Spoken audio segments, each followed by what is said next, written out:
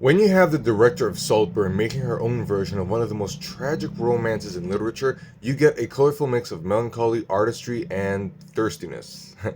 And that's the best way I can describe the 2026 film adaptation of Emily Bronte's Wuthering Heights. The plot of this version of the story simply follows Catherine and Heathcliff in a tale of romance, yearning, revenge, and tragedy.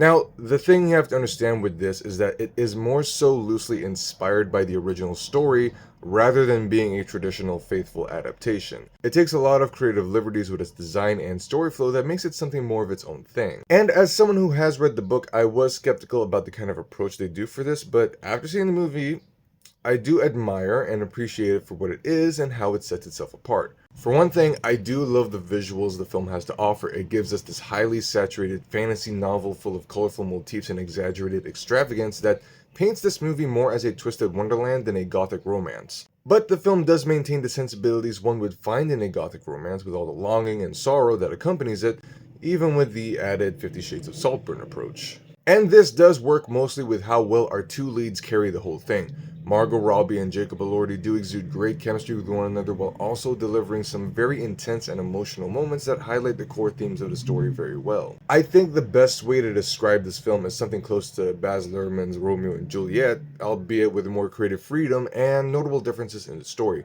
I'll be honest, I was ready to think that I wouldn't really enjoy this one, but I ended up liking it for what it is, and it is actually worth checking out. But again, just don't expect that it's going to be a clear, proper adaptation of the book.